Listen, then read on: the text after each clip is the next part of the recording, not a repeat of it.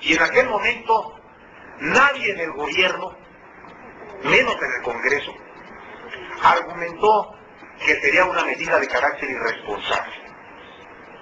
Nadie dijo que se trataba de una medida de carácter populista. Nadie argumentó que en el 2009 había elecciones federales en julio.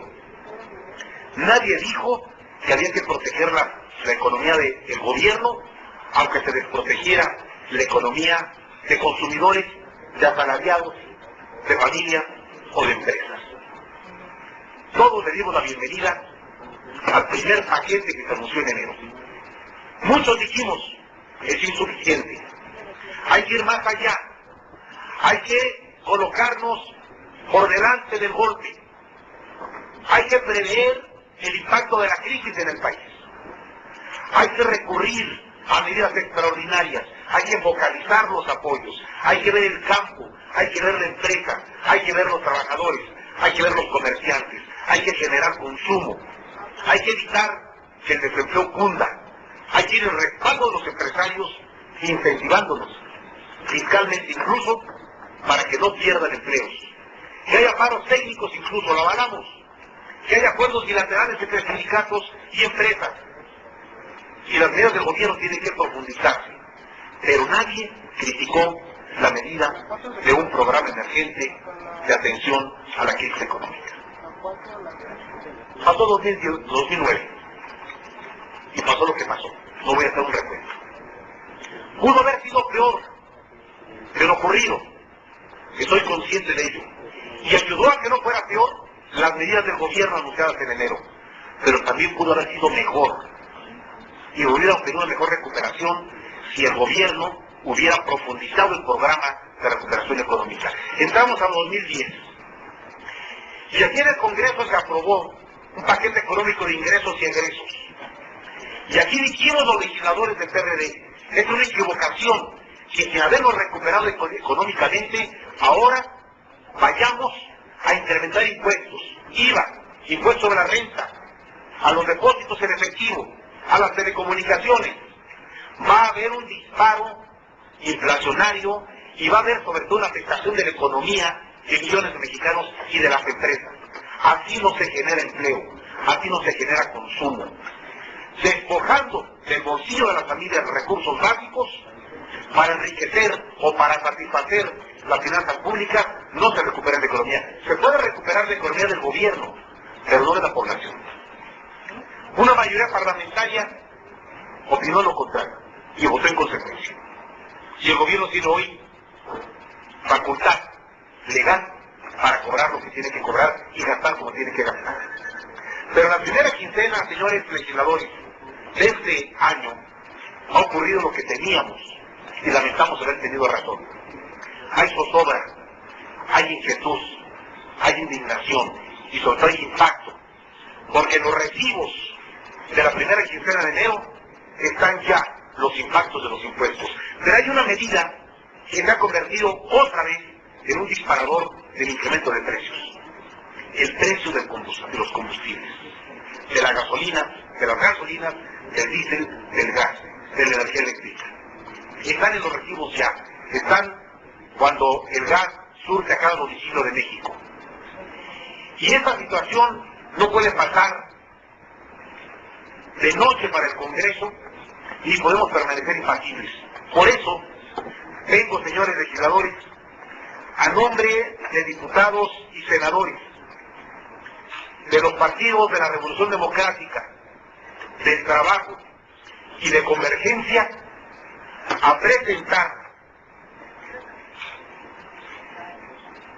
en ejercicio de las facultades otorgadas por los artículos 71, fracción 2, de la Constitución Política de los Estados Unidos Mexicanos y 55, fracción 2, del Reglamento para el Gobierno Interior del Congreso General, el siguiente proyecto de decreto, que pretende que en el periodo que empieza a partir del 1 de febrero, la Cámara de Origen, la Cámara de Diputados, entre en materia en el siguiente tenor. Artículo único. Se reforma el párrafo cuarto y se adiciona los párrafos quinto, sexto y séptimo, incluyendo una tabla recorriendo en su orden los párrafos subsecuentes, todo ello el artículo primero de la Ley de Ingresos de la Federación para el ejercicio fiscal 2010, para quedar como sigue.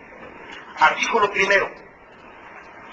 Por razones de interés público y como excepción a lo establecido en la fracción primera del artículo séptimo de la Ley Federal de Competencia Económica, se determina en 8.03 pesos por kilogramo antes del impuesto al valor agregado el precio máximo al usuario final del gas licuado del petróleo. La Secretaría de Energía, por conducto de la Comisión Reguladora de Energía, establecerá la metodología para la determinación de los precios máximos de venta de primera mano de gas licuado de petróleo. Petróleos Mexicanos, con base en dicha metodología, calculará los precios máximos del gas licuado de petróleo objeto de venta de primera mano, de manera que al considerarlos dentro del cálculo de los precios máximos de venta al usuario final, se alcance el objetivo de 8.03 pesos por kilogramo antes del impuesto al valor agregado en el precio promedio ponderado nacional al público. Como excepción a lo establecido en la fracción décima del artículo 39 de la Ley Orgánica de la Administración Pública Federal, se establece como precio de venta al usuario final los de los combustibles que a continuación se enumeran. Gasolina magna, 7.72 pesos por litro, incluyendo el impuesto al valor agregado. Gasolina premium, 9.18 pesos por litro, incluyendo el impuesto al valor agregado. Diésel, 8.08 pesos por litro, incluyendo el impuesto al valor agregado. Transitorio. El presente decreto, artículo único, el presente decreto entrará en vigor el día de su publicación en el Diario Oficial de la Federación. Señores legisladores, por responsabilidad política y financiera y económica, el gobierno decretó que no subieran los precios de los combustibles en 2009. No es aceptable que hoy te diga que por la misma responsabilidad se incrementa. Hay que pedirle al gobierno un esfuerzo financiero, fiscal de sus ingresos. Hay que establecer medidas extraordinarias para ajustar lo que pasa con la falta de ingresos para el gobierno si esto se aprobara. Pero lo que no puede ocurrir es que el Congreso se mantenga impasible. Somos representantes del pueblo de México. Hay que tomarle el pulso a los ciudadanos, a los consumidores, a las empresas, a los que consumen combustibles, a las amas de casa y actuar en consecuencia.